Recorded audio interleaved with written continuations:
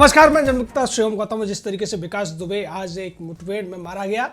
उसके बाद हमने आपको बताया था कि अब इस पर राजनीति शुरू हो जाएगी। तमाम वो नेता जिनको ये डर था कि कहीं उसने मरने से पहले उनका नाम न बोल दिया हो या फिर वो सारे राज न खोल दिए हों, जिससे उनके पार्टी के तमाम छुटभइये इस गिरोह के साथ मिले होने के संकेत पुलिस को मिल जाए। निश्चित तौर पर ऐसा हुआ क्योंकि विकास दुबे ने पकड़े जाने के बाद में पुलिस को कई सारे राज खोले थे। उनमें यह भी बताया था कि किस तरीके से उसने अपने घर में 50 गैलन से ज़्यादा तेल का इंतजाम किया था, जिससे अगर पुलिस वाले मारे जाते हैं तो उनको इकट्ठा करके जला दिया जाएगा। उसी के तहत विकास दुबे ने कई सारे अहम सबूत पुलिस को दिए हैं और इसको लेकर हालांकि पुलिस ने अभी तक खुलासा नहीं किया है, लेकिन उसके संकेत जो नेताओं के बयान आ रहे हैं उससे आप समझ सकते हैं कि पूर्व मुख्यमंत्री और मुलायम के बेटे टीपू यादव उर्फ अखिलेश यादव ने एक अटपटा बयान दिया है और ये कहा है कि विकास दुबे निर्दोष था, उसको मार दिया उत्तर प्रदेश की पुलिस ने। यानी कि जो व्यक्ति अपने घर पर पुलिस की दबिश जब आती है, उसके तहत दबिश में आए हुए लोगों को निशाना बनाकर मारता है, उनके खिलाफ जिस तरीके की गोलीबारी की जाती है, जिसमें 8 पुलिसकर्मी, जिसमें डिप्टी एसपी जो कि सीओ थे उस इलाके के देवेंद्र मिश्र के साथ साथ तमाम पुलिस वाले मारे जाते हैं। ऐसे व्यक्ति को भी अखिलेश यादव नाम का ये टीपू निर्दोष बताने की बात कर रहा है। तो आप समझ सकते हैं कि ऐसा लगता है कि अखिलेश को अब डर है कि कहीं उसके जो रिश्ते विकास दुबे और उसके साथियों के साथ रहे हैं वो खुलकर पब्लिक में न आ जाए। जैसा कि एक फोटो बार बार घूम रहा है सोशल मीडिया पर, जिसमें गुड्डन त्रिवेदी नाम का एक दुर्दांत हत्यारा जो विकास दुबे के साथ उस रात को वहां गोलियां चला रहा था, उसके तमाम फोटो अखिलेश यादव के साथ आ रहे हैं। किसी में बैठा हुआ है, किसी में साथ चल रहा है। तो इस तरीके के जो खबरें आ रही थी उससे अखिलेश यादव को लग रहा था कि शायद उत्तर प्रदेश की पुलिस इसको पहले ही मार देगी पकड़ने से पहले, लेकिन जिस तरीके से कल उसको पकड़ा गया और आज सुबह जब वो भागने की कोशिश कर रहा था तब पुलिस की गोली से मारा गया। उसके बाद अखिलेश यादव को अब डर सता रहा है कि कहीं विकास दुबे उसके संबंधों के राज न खोल गया हो, क्योंकि जिस तरीके से विकास दुबे ने अपना साम्राज्य बढ़ाया था उस दौरान उत्तर प्रदेश में 2 ही पार्टियों का शासन रहा था। एक पार्टी थी समाजवादी पार्टी और दूसरी थी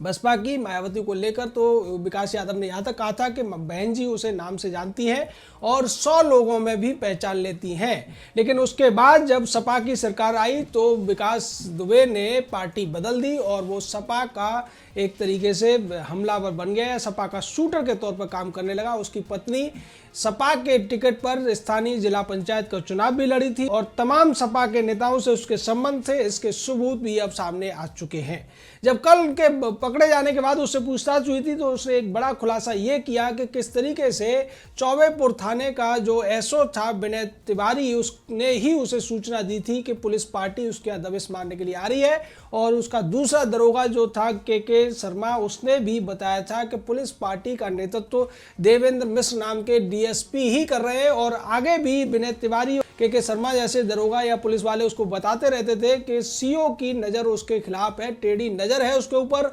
और यही वजह थी कि सबसे पहले विकास दुबे ने सीओ देवेंद्र मिश्र के पैर में ही गोली मारी थी। और इसकी वजह उसने ये बताई कि वो उसको छेड़ा करते थे और कहते थे कि तेरी एक टांग टूटी हुई है, मैं तेरी दूसरी टांग को भी तोड़ दूंगा, या तो तू अपराधों को बंद कर दे नहीं तो तू कहीं का नहीं रहेगा। और इसी से चिढ़कर उसने सबसे पहले गोली मारी थी उनके पैर में। उसके बाद जिस तरीके से उसके साथी दूसरी छतों पर बैठे हुए थे, चारों तरफ से गोलीबारी होने लगी और उसके बाद पुलिस पार्टी घिर गई। जब वो घरों में घुसने की कोशिश कर रही थी तो घरों की महिलाओं ने भी उनको घर में घुसने नहीं दिया, बल्कि बदमाशों को बता दिया कि पुलिस वाले कहाँ छुपे हुए हैं, जिसके बाद उन्हें इकट्ठा करके जलाने की तैयारी कर रहा था विकास दुबे। लेकिन उससे पहले ही पुलिस का जो दूसरा बल था वो आ गया और उसे वहां से भागना पड़ा। इस भागने के बाद विकास दुबे ने बताया कि किस तरीके से उस नेताओं ने इस पूरे मामले में मदद की। अब उनके जो नाम है वो पुलिस ही खोलेगी, उससे पहले नहीं खुल सकते हैं। लेकिन इतना जरूर है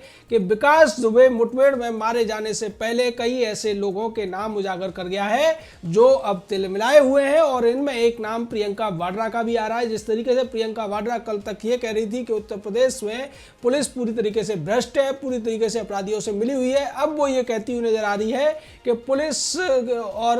जो प्रशासन की भ्रष्टता की वजह से उत्तर प्रदेश अब अपराध प्रदेश बन गया है। यानी कि उत्तर प्रदेश के 20 करोड़ से ज़्यादा लोगों का अपमान ये इंदिरा की पोती करती हुई नजर आ रही है और अपराध प्रदेश कहकर एक भारत के सबसे बड़े प्रदेश को, जो जनसंख्या के हिसाब से बहुत बड़ा है, उसका अपमान कर रही है प्रियंका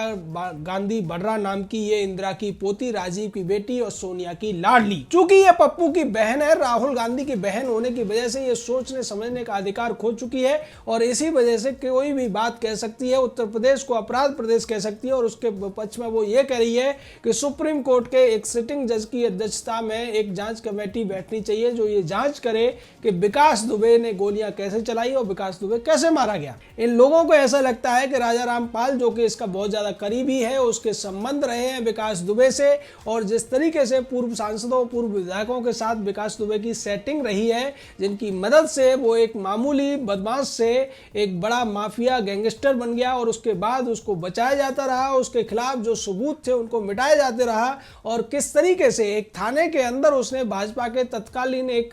स्थानीय दर्जाधारी मंत्री को मार दिया था, उसके बावजूद वो आसानी से बच गया था। 70 से ज्यादा मामले इस अपराधी के खिलाफ थे, तमाम हत्याओं के मामले थे, लूट अपहरण जैसे तमाम ऐसे केसेस थे जो बहुत ज्यादा जघन्य हैं। उसके बावजूद ये सपा, कांग्रेस और दूसरी पार्टियों के संरक्षण की वजह से बचता रहा। लेकिन अब जिस तरीके से अखिलेश यादव की बौखलाहट सामने आ रही है, अखिलेश यादव कह रहा है कि ये निर्दोष था, उससे आप समझ सकते हैं कि अखिलेश यादव को ये डर है कि कहीं मरने से पहले वो उसके खिलाफ कोई बयान न दे गया हो जिससे बचना अखिलेश के लिए मुश्किल हो जाए। क्योंकि अगर वो जिंदा रहता तो शायद अखिलेश यादव उसको अपने आदमियों के थ्रू मैनेज कर लेता और उससे ये राजी कर लेता कि वो उसका नाम न आने दे, लेकिन उससे पहले ही वो मुठभेड़ में मारा गया और अब जो उसके जो भी बयान होंगे वो अंतिम होंगे और अंतिम बयान के ऊपर कार्रवाई करने के लिए कोर्ट स्वतंत्र हो जाता है। उसमें किसी भी बड़े वकील के, चाहे वो सिब्बल हो या चिदम्बरम या फिर आनंद शर्मा या दूसरा विवेक तनखा टाइप का कांग्रेसी अभिषेक सिंघवी जैसा कोई वकील हो,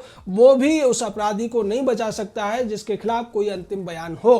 तो अंतिम बयान के डर से ही बौखलाहट नजर आ रही है अखिलेश यादव के चेहरे पर और वो एक दुर्दांत अपराधी को, जिसने 8 पुलिस वालों को इसलिए मार दिया क्योंकि वो उसको पकड़ने आए थे और मारने के बाद उन्हें जलाने की कोशिश की। उसके बाद वो 6 दिन तक भागता रहा, उसके बाद पकड़ा जाता है और पकड़े जाने के बाद भी वो अंतिम समय में कोशिश करता है कि एक बार फिर भाग जाए और ऐसे में उसको पुलिस की गोलियां लगती है और वो मारा जाता है। शुरुआत में अखिलेश यादव की तरफ से ये कहा गया था कि गाड़ी नहीं पलटी है बल्कि सरकार पलटने की वजह से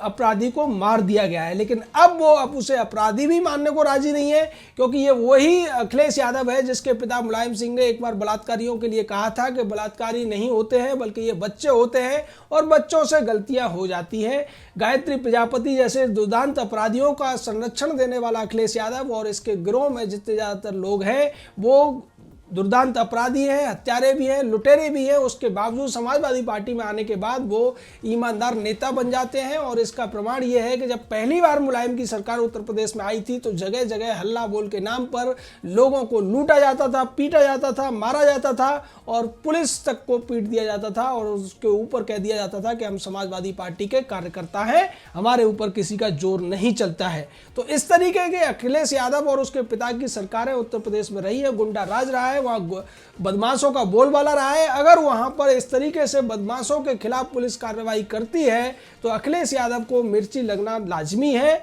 और अखिलेश यादव को अब डर है कि किसी तरीके से अगर उसके राज खुलकर सामने आ गए तो निश्चित तौर पर वो जो भविष्य को लेकर एक उम्मीद लगाए बैठा है कि आने वाले चुनावों में उसकी पार्टी को कुछ मिल जाएगा, वो नहीं मिलेगा। दूसरी तरफ जैसा कि प्रियंका वाड्रा ने कहा कि उनके जो शहीद पुलिस वाले हैं उनके परिवारों को इंसाफ मिलना चाहिए और उन शहीद परिवारों के लोगों की आज खुशी का कोई ठिकाना नहीं है, चाहे वो देवेंद्र मिश्र के भाई हों या जो दूसरे पुलिस वालों की जो बलिदान हुआ था उस पूरे मामले में, उन सभी का ये कहना है कि हाँ, हमें अब लगता है कि न्याय हुआ है, हमारे साथ इंसाफ हुआ है और उस दुर्दांत हत्यारे को मौत मिलना ही हमारे लिए सबसे बड़ा सुकून का एक विषय है। एक तरफ पुलिस वालों के परिवार वाले इस बात से शांति का अनुभव कर रहे हैं, संतोष का अनुभव कर रहे हैं, दूसरी तरफ राजनीतिक लोग हैं जो इस पूरे मामले को भुना लेना चाहते हैं और इस मामले के द्वारा उत्तर प्रदेश की योगी आदित्यनाथ सरकार पर सवाल उठाने का कोई भी मौका नहीं गंवाना चाहते हैं। लेकिन इससे अब दाव उल्टा पड़ता हुआ नजर आ रहा है।